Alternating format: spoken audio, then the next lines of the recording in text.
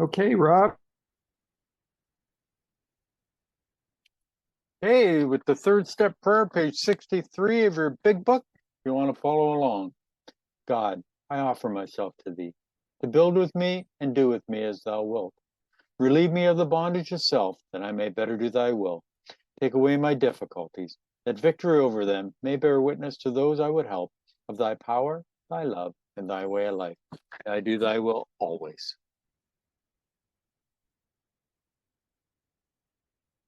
You're muted, Leo. Sorry. Don't know how that happened. It could have been me when I muted everybody. Oh, I got you. I got you. Sorry about that. It's all right.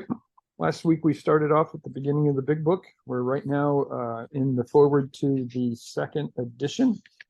And let's go ahead and get started. We're on XVII, page XVII. And really, we're just right at the top of the page there where it says, hence the two men set to work. So, hence the two men set to work almost frantically upon alcoholics arriving in the ward of the Akron City Hospital. The very first case, a desperate one, recovered immediately and became A number 3. He never had another drink. This work at Akron continued through the summer of 1935. There were many failures, but there was an occasional heartening success. When the broker returned to New York in the fall of 1935, the first AA group had actually been formed, though no one realized it at the time. So again, we were talking about Bill Dodson being AA number 3. His story is on page 182 in the big book. This is obviously talking about Dr. Bob and Bill W. and the work that they did in Akron during the summer of 1935. They basically stayed there for, well, Bill stayed on for about 3 months, I think it was, roughly. So before he went home back to New York. So, okay, Rob. Yeah, Bill was really well taken care of. Henrietta Seiberling put him up at the golf course. So he stayed there for a little bit of time and got to careem around the golf course for a little bit. And then he went to live with Dr. Bob and his beautiful wife Ann. So, things were being taken care of for Bill. Yeah. You know, Bill Dodson is quite the character. And, some people think he is the man on the bed, but that's really not the case. And we can go into that story another time. So we're on page X, VII. A second small group promptly took shape at New York, to be followed in 1937 with the start of a third at Cleveland. Besides these, there were scattered alcoholics who had picked up the basic ideas in Akron or New York, who were trying to form groups in other cities. By late 1937, the number of members having substantial sobriety time behind them was sufficient to convince the membership that new light had entered the dark world of the alcoholic. Yeah. I guess at this point in time with Bill and Bob, they counted approximately 40 people having recovered during this time period that they were talking about here.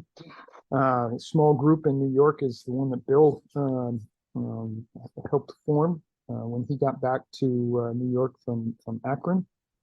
And I'll let Rob talk a little bit about the Cleveland group.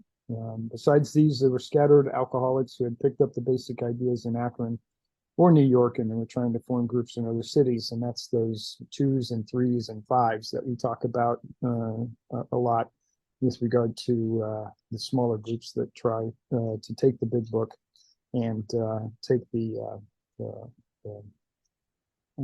what was in the big book at the time with the 12 steps and really work them. Rob? Yeah, Clarence Snyder was sent from Cleveland to Akron to get well with Dr. Bob. And when he went back to Cleveland, he started up his own group. His story is the home brewmeister.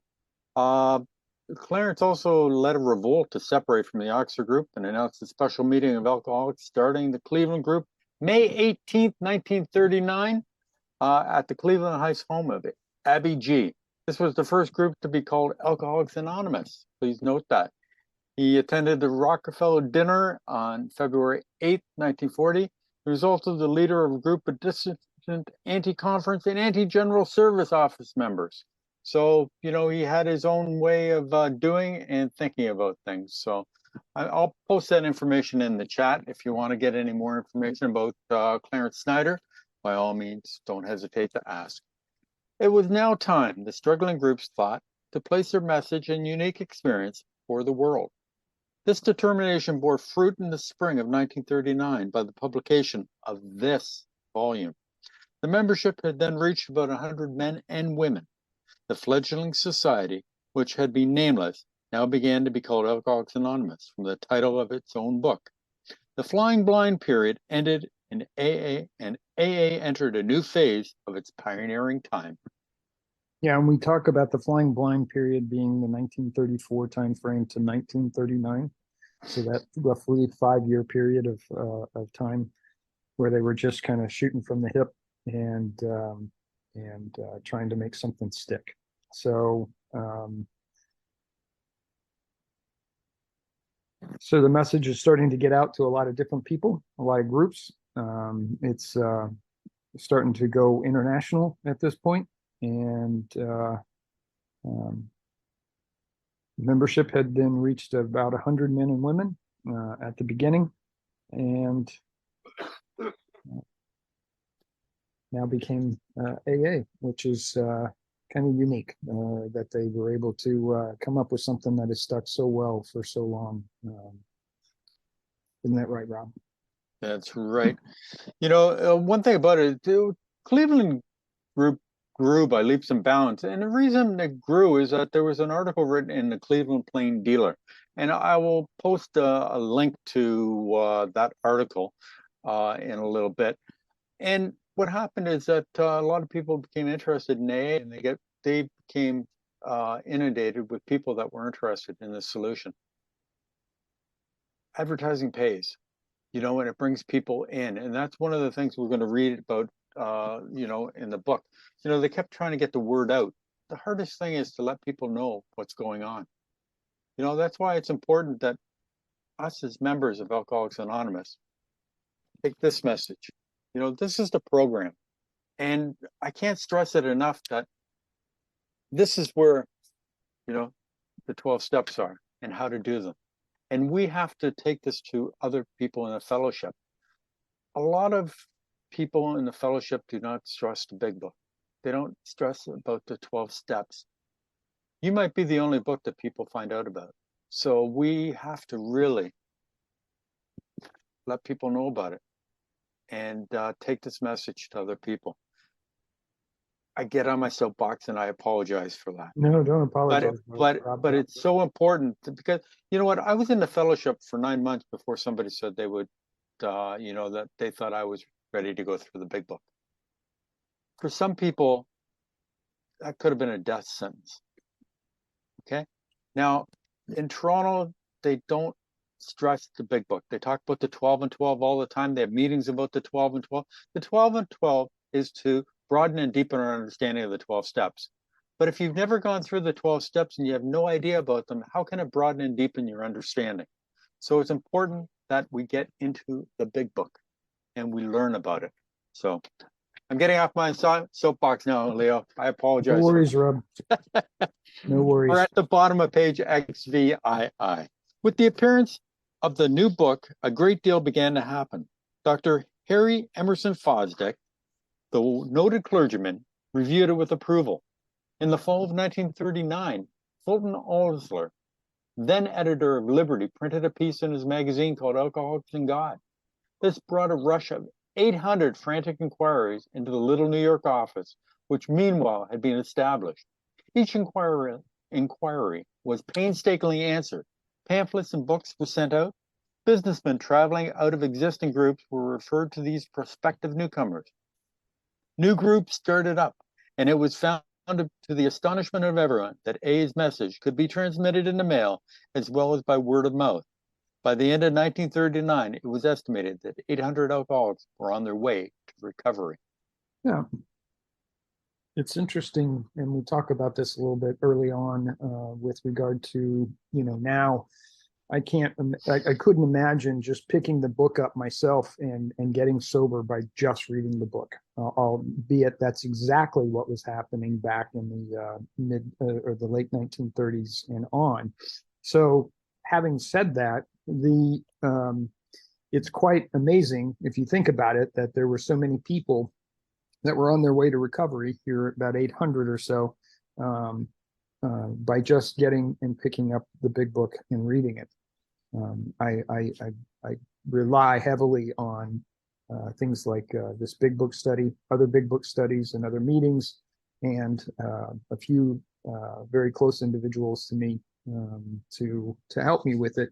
But it took kind of a combination of the book, people, the book and people in my life to actually get sober like I have. So it is quite amazing that they were able to do that. Rob? Yeah, I put a picture in the chat, and the picture is of Ruth Hawk and the ladies in the office. And what they're doing is mail would come into the head office, okay? And what they would do is they would put a pin in a map of where, this prospective person was.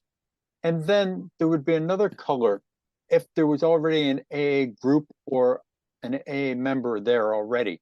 And what they could do is they could hook these people up together. So, it amazes me. Today we do everything by computer, and it's easy to put things together. Here they painstakingly put a pin in a map. And then, okay, we have a prospective person here. Oh, we have somebody that's already in the AA program. Okay, we can hook those up.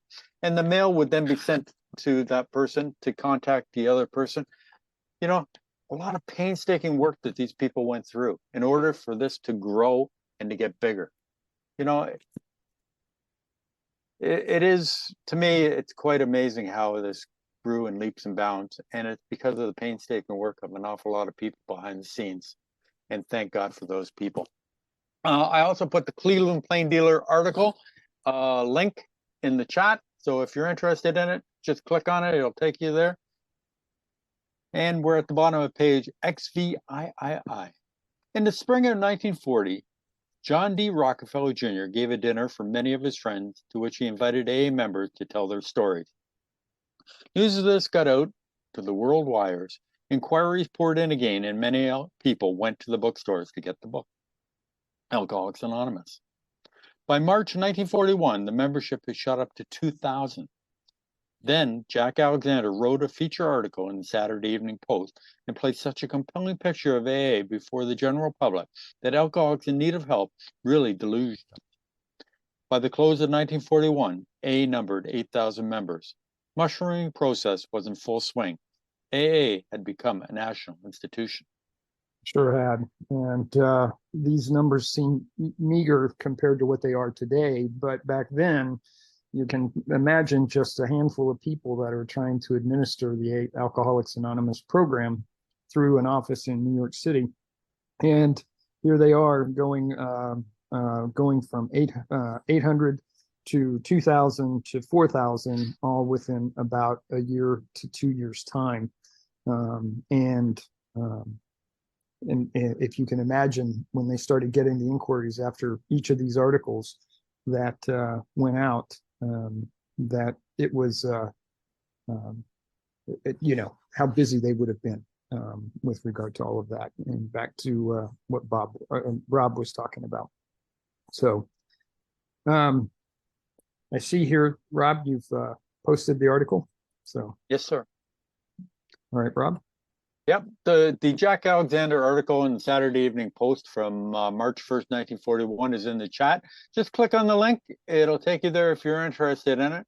I also have something about Clarence Snyder that I'm going to put in the beginning of the Cleveland group. So if you're interested in that stuff, great. If you're not, don't worry about it. Okay, the most important thing is that we get into the 12 steps. Okay, and we have a which will take us to a spiritual experience that'll change us from being selfish and self-centered to thinking about other people. A whole change, wholesale change. Ideas that are cast aside, okay, and new ideas are brought through. Our society then entered a fearsome and exciting adolescence period. The test that it faced was this: could these large numbers of erstwhile erratic alcoholics successfully meet and work together? Would there be quarrels over membership, leadership, and money? Would there be strivings for power and prestige? Would there be schisms which would split AA apart? Soon, AA was beset by these very problems on every side and in every group. But out of this frightening and at first disrupting experience, the conviction grew that AAs had to hang together or die separately. We had to unify our fellowship or pass off the scene. Yep. And so Brad. obviously I think of storming, norming, and performing when you talk about groups. And here we are in that storming and norming phase of trying to get things together. The disagreements, and if I'm not mistaken, there was like one rule followed another, and they were having a real time with trying to figure out what the rules were to being a member of AA. And this is well before they finally said, you know, the only thing is as an earnest desire to stop drinking. That's the only requirement for membership. But back then, I know that there were lists of requirements in order to become a member. So I know that they struggled with that for a while. Schisms, if you're not familiar with the word, is disagreements. It's a good one there. Otherwise, give it back to you, Rob. Yeah, you know, the groups, would there be schisms which would split AA apart? Would AA be set by the very problems on every side and in every group? Okay, if you've ever been to a business meeting, you know that there are strong personalities in every group that want their way. And what happened in Toronto, I can tell you this. You know, people would get resentments in business meetings or just in the group in general, and they would start their own group. And that's how we got so many groups in Toronto, which is not a bad thing. You know, I can go to a meeting, well, multiple meetings every night of the week if I want to. And, you know, they say that all you need to start a group is a resentment and a coffee pot. And you know what? You can start your own meeting, you know, and, you know, that's not always a bad thing. But, you know, the whole idea is that we have our traditions that try to keep us in harmony. And we try to live by those traditions. And the more meetings I go to, the more they talk about the tradition. Because when I go to regular meetings in Toronto, they don't talk very much about traditions, you know, other than the seventh tradition, you know, where they want my money. But, you know, the traditions are to keep us in harmony and to keep some control over the group. And nobody is in charge. We all have our own say. And each person's say is as important as the next person. So please keep that in mind. As we discovered the principles which the individual alcoholic could live, so we had to evolve principles by which the A groups and AA as a whole could survive and function effectively. It was thought that no alcoholic man or woman could be excluded from our society. Their leaders might serve, but never govern. That each group was to be autonomous, and there was to be no professional class of therapy. There were to be no fees or dues. Our expenses were to be met by our own voluntary contributions.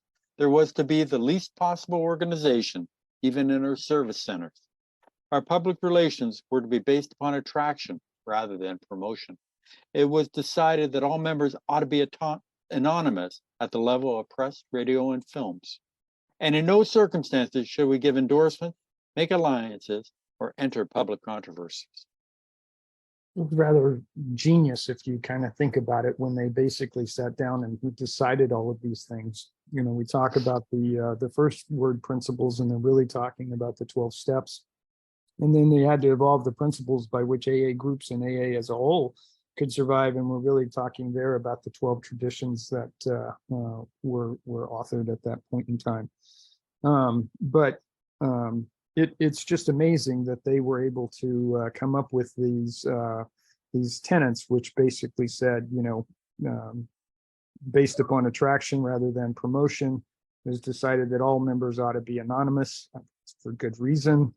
At the level of press, radio, TV, and films, no circumstances should we give endorsements, make alliances, or enter into public controversies, basically saying that we're going to remain neutral on everything and make it a basic requirement of just the earnest desire to stop drinking to be a member of AA. And oh, by the way, it would be any money that would come into AA had to be voluntary and not a requirement, which has stood the test of time, but it stood it well for the organization. And one other thing I'll point out here is that to be autonomous and that there was to be no professional class of therapy. Remember that AA is not therapy. We've got professionals out there, counselors and psychologists, et cetera, that can provide that level of care should anybody need that, but not within the AA groups themselves. Rob? Yeah, AA is not therapy. If you need therapy, it tells us in this book that, there are good doctors out there, psychiatrists, etc. If you need outside help, please get it. Because too many, I've heard of people that, their sponsor tells them, you don't need that medication. You've got God in your life now. This can kill people. So please, never tell somebody to get off medication. We are not doctors. We are just sober. Okay. And the highest level you can get in AA is sober. Okay. You can't become president of your group or anything like that. So the highest we can ever achieve is sober. And, a smart man, Bill S. from New Jersey, told me that. And I thank him for his wisdom all the time. Hey, we're at near the bottom. There was the substance of AA's 12 traditions, which are stated in full on page 561 of this book. Though none of these principles had the force of rules or laws, they had become so widely accepted by 1950 that they were confirmed by our first international conference held in Cleveland. Today, the remarkable unity of AA is one of the greatest assets that our society has.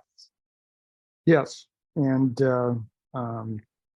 we've got the 12 traditions stated in full on page 561. We won't go through those today. But none of these principles had the force of rules or laws, and they become widely accepted. By 1950, they were confirmed at our first international conference held in Cleveland. And that at the time was held annually in April.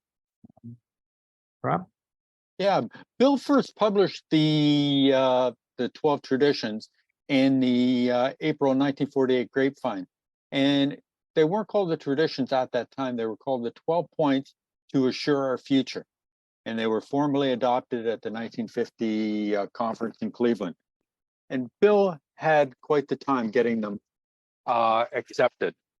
But Bill was hard-headed and forthright, and when he wanted something done, he didn't like to be told no.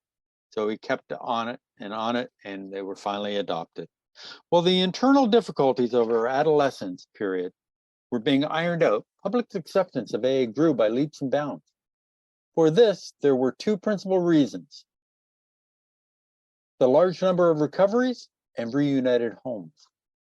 These made their impressions everywhere. Of alcoholics who came to AA and really tried, 50% got sober at once and remained that way. 25% sobered up after some relapses, and among the remainder, those who stayed on with AA showed improvement. Other thousands came to a few AA meetings and at first decided that they didn't want the program. But great numbers of these, about 2 out of 3, began to return as time passed. There's some people just weren't done drinking yet. And but they were growing by leaps and bounds. There was books going out on a daily basis. They had established the 12 steps. the 12 traditions and had ratified all of that at their first international conference.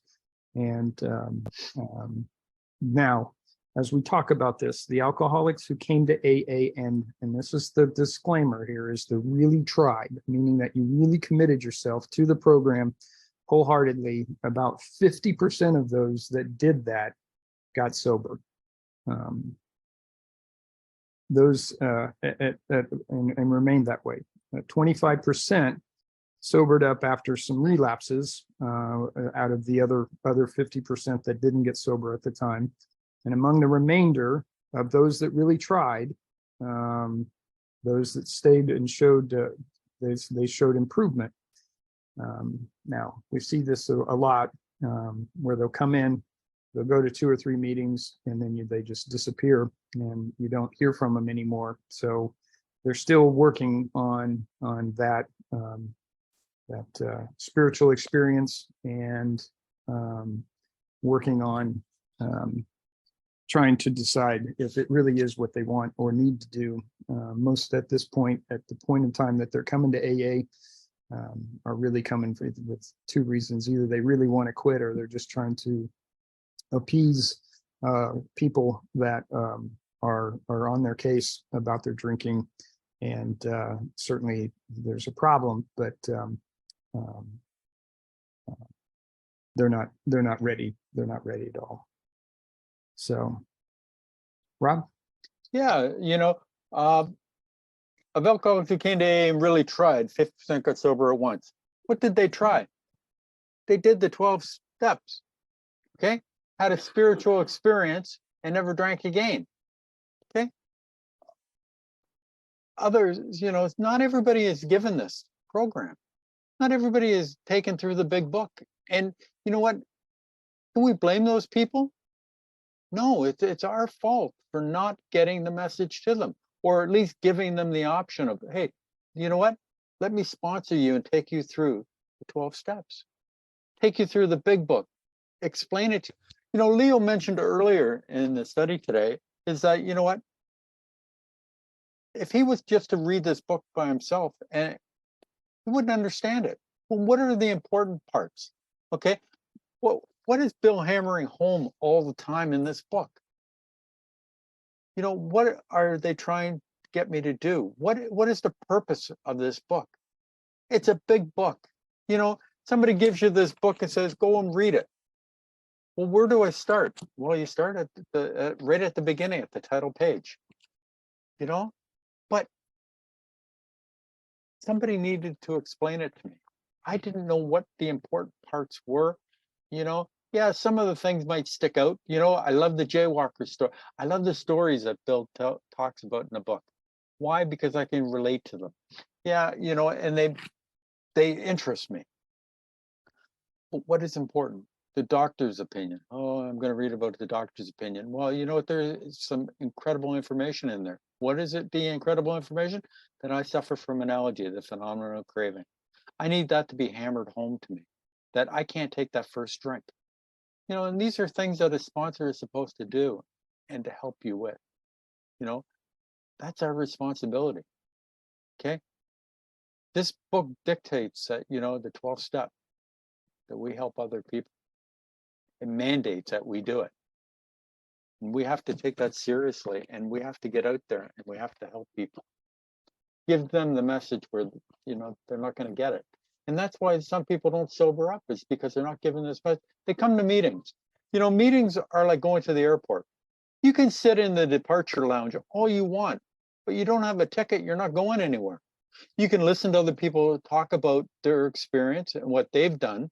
Oh, well, when I went to Rome, I went to the Vatican. I met the Pope. And the Pope was really nice and he talked to me. And then you take that and you talk to other people that are going to Rome and say, yeah, well, when so-and-so went to Rome, they got to meet the Pope. That's not your experience. You're just relaying something. It's like going to the airport and not going anywhere. Okay? Unless you've done this, you can't give that information to other people. So we go through it and we share our experience, strength, and hope with other people so that they can have the same experience. I'm off my soapbox again, Leo. I apologize. Everybody, I apologize. I'm passionate about this program. I appreciate it, Rob. And I just want the people that are suffering out there to get it, because you know what? I lived a long time not knowing what I suffered from, just knowing that I drank too much. I didn't know I had an allergy. I didn't realize that, I had this obsession of the mind that caused me to take that first drink, even though I didn't want to. These are things I learned. But it took a long time for me to learn these things. So now I can give them to other people. And I want everybody to get it, because I want them to enjoy the life that I'm living today. Because you know what? I was not happy living the way I was. I was miserable all the time and frustrated. Today, I'm happy, joyous, and free. You wouldn't know it by the way I'm talking right now, but I am. And I want everybody to get it. So thanks for listening. Another reason for the wide acceptance of AA was the ministration of friends of medicine, religion, and the press, together with innumerable others who became our able and persistent advocates. Without such support, AA could have made only the slowest progress. Some of the recommendations of AA's early medical and religious friends will be found further on in this book. Right. And obviously, this isn't a medical or religious program, but it does, touch on things. And having that type of professional advocacy was important to legitimize the program as it was, and that was a big help for AA to grow as fast as it did, because obviously it was the adage that if the clergy like it, the medical profession likes it, and they endorse it, then there's something here. Gave it legitimacy. So very important element of AA success, and especially in the early years. Rob? Yeah, I'm just putting in the definition of administration: assistance or help, serving or aiding. And there are some great people in the medical field. Use them if you need it. Alcoholics Anonymous is not a religious organization. Neither does AA take any particular medical point of view, though we cooperate widely with the men of medicine as well as with the men of religion.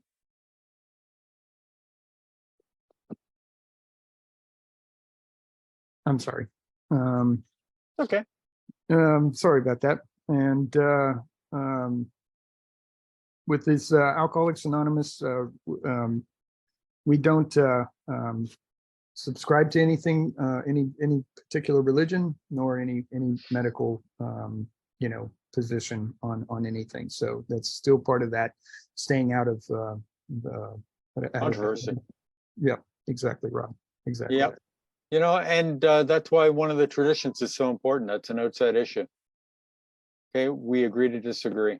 So, alcohol being no respecter of persons, we are an accurate cross-section of America. And in distant lands, the same democratic evening up process is now going on. By personal religious affiliation, we include Catholics, Protestants, Jews, Hindus, and a sprinkling of Muslims and Buddhists. More than 50% of us are women. Yeah, and that just really is just saying that everybody is welcome into AA. Obviously, these numbers are quite low with regard to the amount of women that are a part of the program, and there's even more people from other religions that aren't even listed here. All walks of life are a part of AA. Rob? Yeah. Hey, Leo, did I ever tell you when I first came into AA that I didn't think women were alcoholics? No, I didn't know that. When I came into my first meeting, I was shocked to see so many women. Just, hey, it's my idea of alcoholics were men. What? Hey, I've learned a lot in 10 years. Boy, have I learned a lot. At present, our membership is pyramiding at the rate of about 20% per a year. So far, upon total problem of several million actual and potential alcoholics in the world, we have only made a scratch in all probability, we shall never be able to touch more than a fair fraction of the alcohol problem and all its ramifications. Upon therapy for the alcoholic himself, we surely have no monopoly. Yet it is our great hope that all those who have as yet found no answer may begin to find one in the pages of this book and will presently join us on the high road to a new freedom. Yes. And so they're they have reached in the millions at this point. Whether or not we could claim however many that are actually sober and recovered from alcoholism is another another question, probably difficult to answer. When you take the world as a whole and everybody that's involved in the AA program.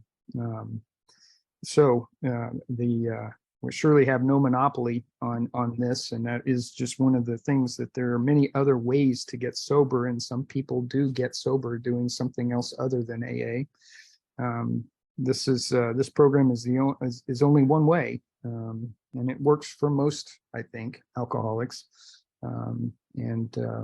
Just as you guys have seen since you've been a part of this program, or this book study with Rob and Bill and I, that this is the only program that we work with. We don't work with any other programs that are out there. Rob? Yeah, we're going to be going into the forward to the third edition. I just want, in the forward to the first edition, we is used 18 times. In the forward to the second edition, we is used 10 times. Now we're going to go into the forward to the third edition, and unfortunately by this time Bill has passed away, so Bill did not write the forward to the third edition. Notice how many times we is used in the third edition. So we're on the forward to the third edition, page XXII. Forward to the third edition. By March 1976, when this edition went to the printer, the total worldwide membership of Alcoholics Anonymous was conservatively estimated at more than 1 million, with almost 28,000 groups meeting in over 90 countries. And so obviously here we've got an explosive growth. We've gone from 800 to 2,000 to 8,000 into the tens of thousands, and now hundreds of thousands, and into 1 million people that have been exposed to and are considered a part of the AA program. 28,000 groups in over 90 countries. Quite a big leap over the next 30 years from the time that we were looking at the late 30s, the mid 40s, going into 1976. Rob? Surveys of groups in the United States and Canada indicate that AA is reaching out not only to more and more people, but to a wider and wider range. Women now make up more than 1/4 of the membership among newer members. The proportion is nearly 1/3. 7% of the AA surveyed are less than 30 years of age, among them, many in their teens. Yeah, and so that's kind of a neat thing too, is bringing it down to the younger generation or younger people. What a tough group to break into and convince that one, they have a drinking problem, but two, that giving up alcohol at such an early age is not the end of their lives. It's a struggle, I know, for a lot of younger people.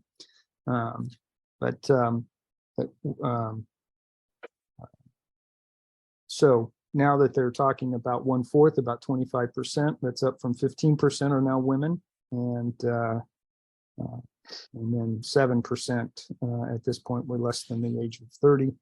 And again, like I said, what a tough group to corral and get convinced that going a sober life, they get the reward and benefit of not ever having to go through their entire lives of making huge mistakes and having bad things really happen to themselves or others around them, and then finally deciding to stop drinking after a lot of calamity.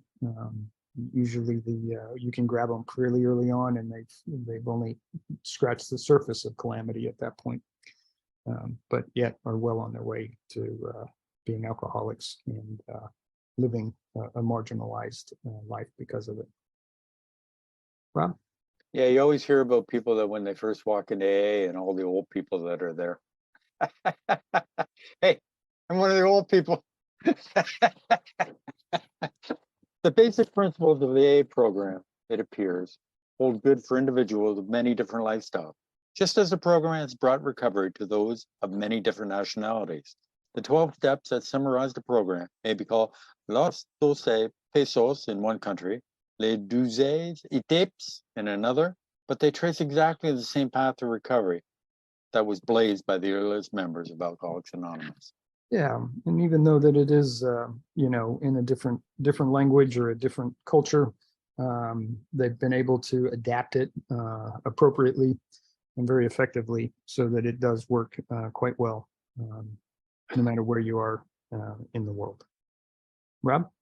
Yeah, and I don't know exactly how many languages it has been. I've heard it's over 70, different languages, and the Navajo language I know it's in. It's just incredible how wide it is expanded. In spite of the great increase in the size and the span of this fellowship, at its core it remains simple and personal.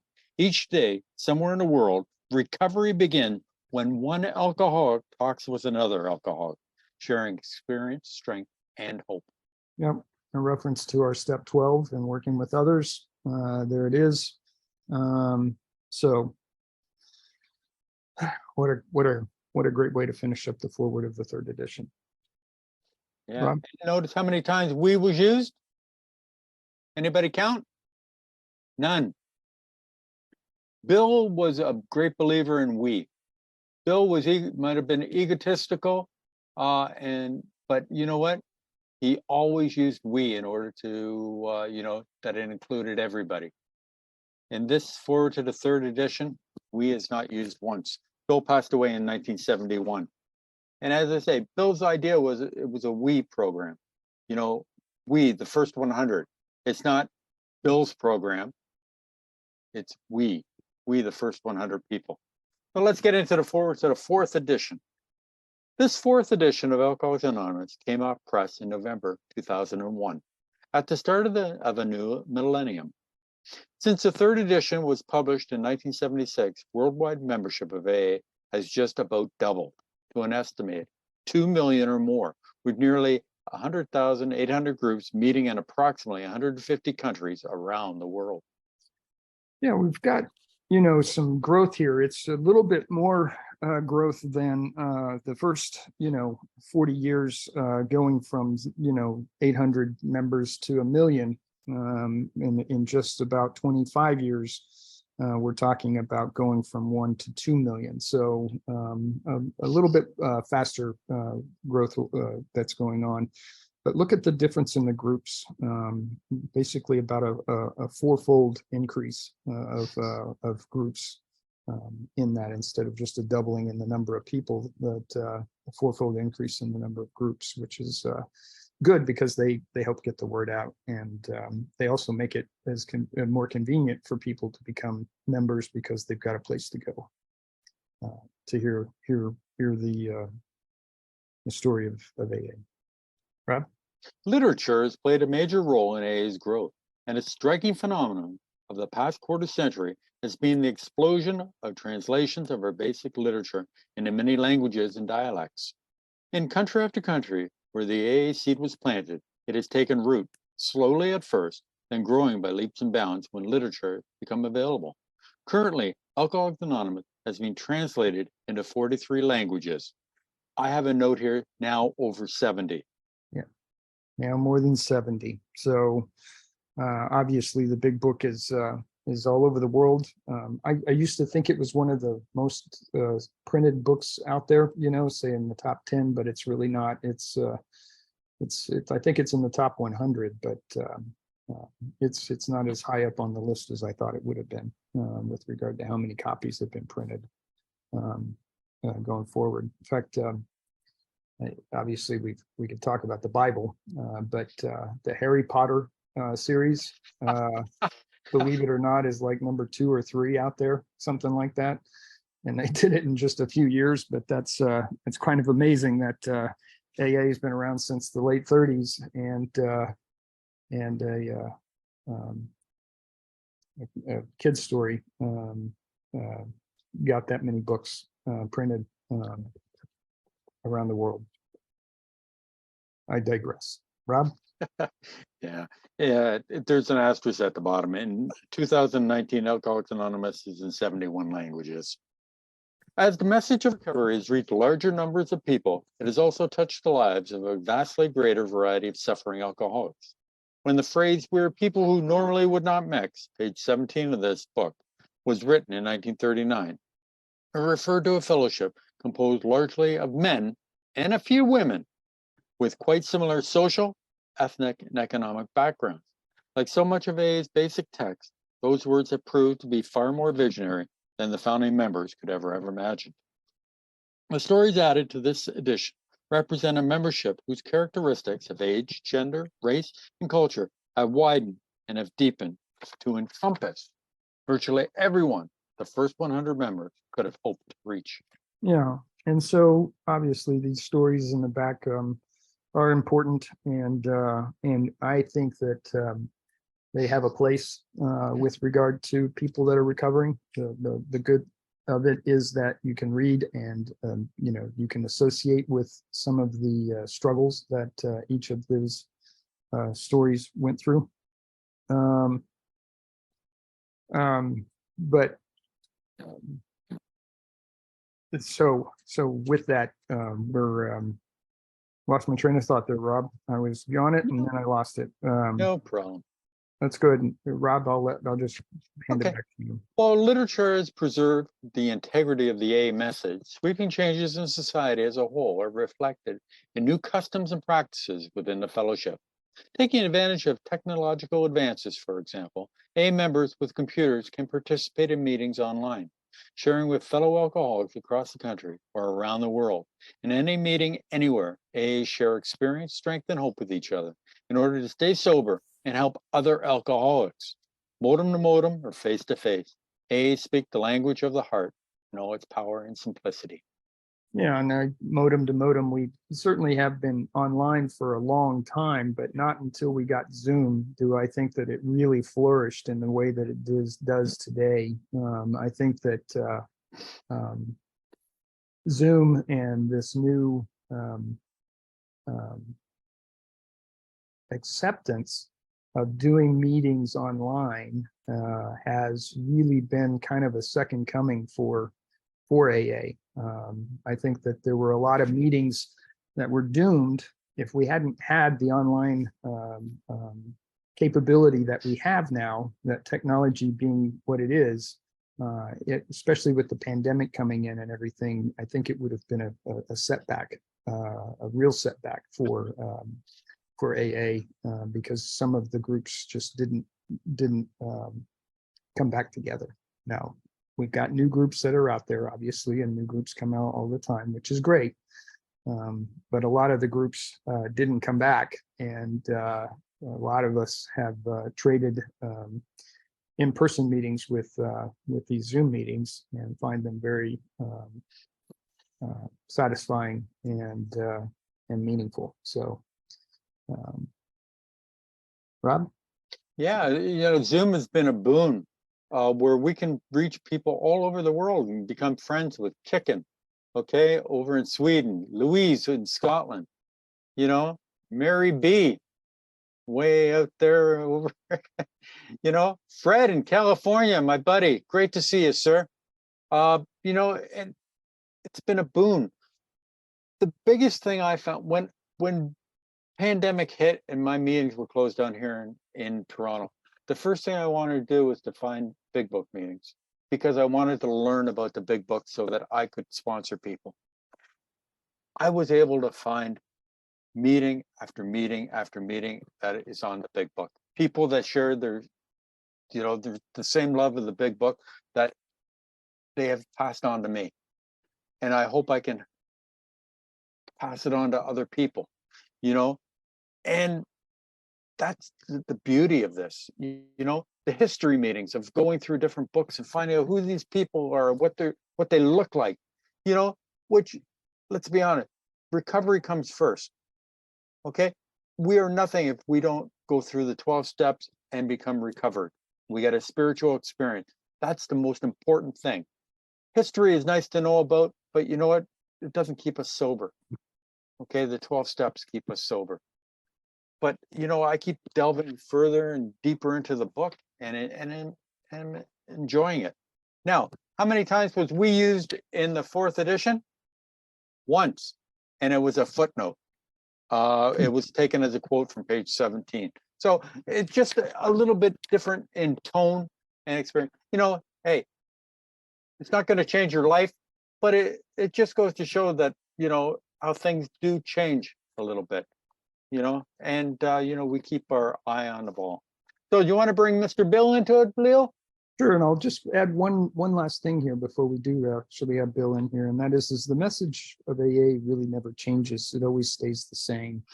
The only thing that changes is the fellowship and the way we carry that said message. So just as a thing that kind of continues to evolve and go forward. So with that, I will ask Bill to come in and give some words of wisdom.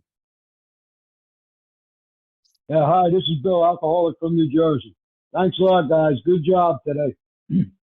Yeah, these here forwards here, the forward to the 2nd, 3rd, and 4th, basically what this is doing, it's giving us some general information and some of the history on what went on in AA. It tells us how they got in touch with AA number 3, how they came up with their traditions, talks about the Rockefeller dinner, the Jack Alexander article, all the different things that took place in the beginning of AA. But basically, there's no interpretation of the steps here. It doesn't really talk about the program. It mentions the 12 steps a little bit once or twice in these forwards, but it really doesn't interpret them or get into the description or the instructions on how to do it. That doesn't start until we get into the rest of the book. That's really where the information is that's going to keep us sober. This is just information, if you want to call it trivial information, that'll help you understand what went on in the beginning of AA.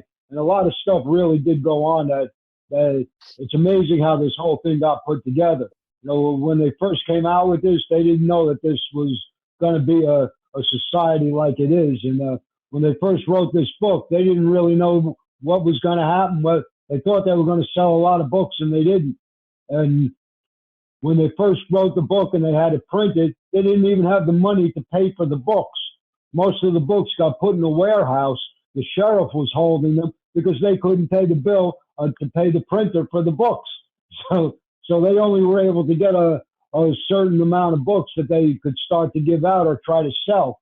And little by little, as money started coming in, they were able to pay off the books. So it's amazing how this whole thing took place and how everything got done here. And like Rob mentioned, the forward to the 1st edition uses the word we 18 times. The forward to the 2nd edition uses the word we 10 times. This was a we program at that point. And the 3rd and 4th forwards, they don't really have the word we in them at all. So whoever wrote this was not written by Bill, the 3rd and the 4th forwards. That was written by maybe a committee or an editor or somebody. I'm not sure who wrote them. But evidently, AA went from a we program to a me program. And our growth is showing that today. We're not growing like we were.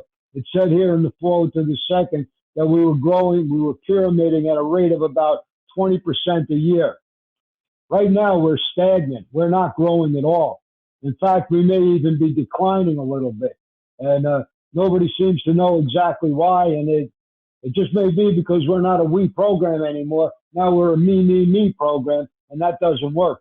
We have to get back into the we thing here because Bill understood that, and that's what kept us going. And since Bill is gone, who's ever in charge of this, whoever writes these things, they're not writing things the same way that Bill did. It has a little bit different context to it. That's pretty much all I got on this. Thanks for letting me share. Thank you, Bill. As Thank you, always. Bill. All right, sir, let's go ahead and do the serenity prayer. Okie dokie. Serenity prayer. God, Grant me the serenity to accept the things I cannot change, courage to change the things I can, and wisdom to know the difference.